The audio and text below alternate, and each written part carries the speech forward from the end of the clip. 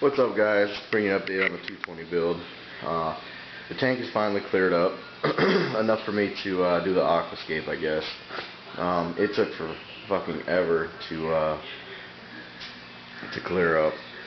What you see here is just the glass. I gotta wipe the glass down, but other than that, the tank is actually very clear, much better than it's been for the past 5 days.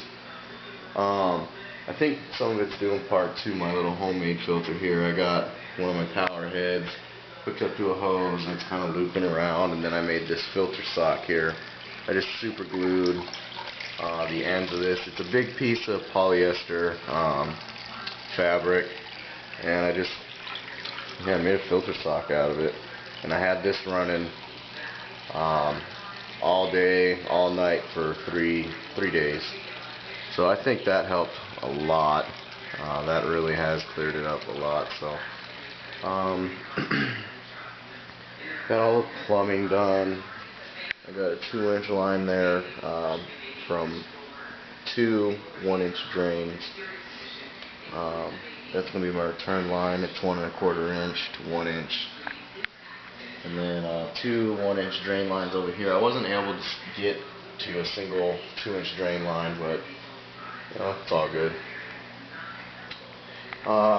Corals are still doing good. As you can see in here, I kind of got some cyano now in here. I think that's just because I've been feeding the fish in here, and I've been feeding the coral in here, and I haven't really done a big water change yet, so everything's still doing really well in here. All the fish are still alive and kicking, the clownfish. The corals are doing really good in this little bin. I just turned the lights on, so everything's not opened up. But I mean, I've actually gotten some awesome coral growth with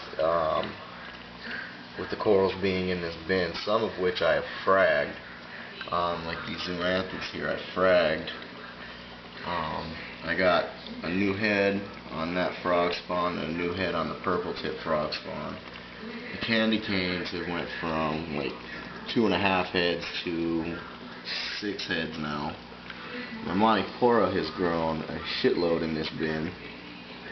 So I've gotten some good growth in this bin, so I'm pretty stoked about that. I gotta drop a power head back in here. The anemone is doing really well. Clownfish, the brain, you know, everything's doing really good in the bins here. So I'm hoping by this weekend I'll be able to have all my corals back in my tank, which would be amazing. Live rock, still alive and kicking. It's still doing, you know, the live rock thing, I guess you could say. And over here, the powder blue is somewhere in here. Still very healthy, eating very well. Every time I drop some seaweed in there on the clip, the thing just goes absolutely insane. So the tank is doing great. There's a cardinal fish in there also, and a shitload of live rock.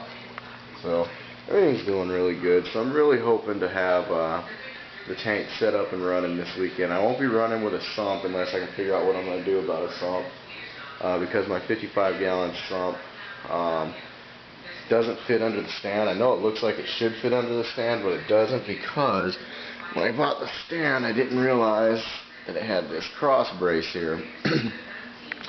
Now a 55-gallon tank is about 21 inches, and this cross brace from the floor up to the bottom of the cross brace is 16 inches, so I'm kind of screwed. But I've been thinking about using like a 40-gallon breeder or something, because I know Petco's having like their $1 per gallon sale again, so at least here in Arizona they are.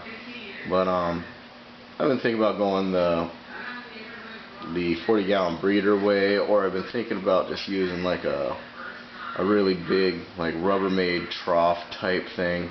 I might go that direction just so I don't have to order a big ass glass cutter for a 2-inch bulkhead, because I got to cut a 2-inch bulkhead for my reflow dart. The reflow dart is right here, and it takes a 2-inch opening. So, you know, buying the glass cutter, glass hole cutter, is like 25 bucks.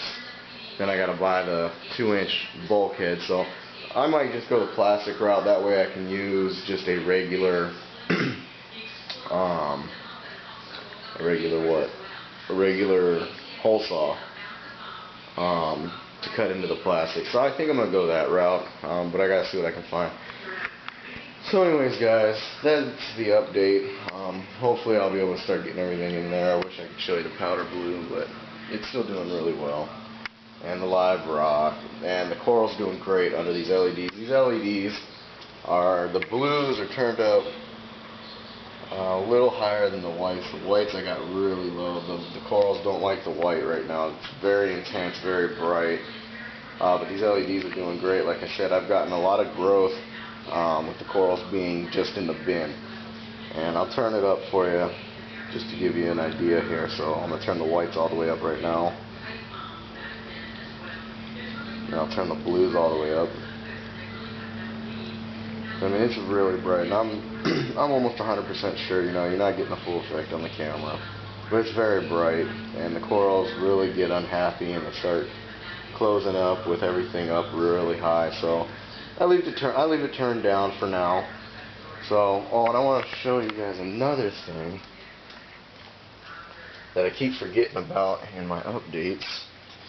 Is in my nano tank. Got a big ass piece of live rock. And there's my mandarin, still doing really good. The pods are still producing in here. Inside this basket I got my Kato, some live rock chunks, and those scrubbies from the dollar store. And the mandarin's doing really well. On here I got a piece of encrusting monopora. There's a couple pieces. There's just, you know, life kind of everywhere. And up there, I don't know if you can see it, my glass is kind of dirty, but there is a yellow eye coleottang. This thing's doing really good. It's eating the seaweed off the rock and all the algae off the glass. I'm going to add the two tangs into the tank at the exact same time. And because it'll be a new tank, you know, there won't be really any territories. This guy's small, so I think it should be alright. And the tank is big enough. It's a 7-foot tank, so it should be good. So that's what's up, guys. I will come at you when hopefully I'm aquascaping.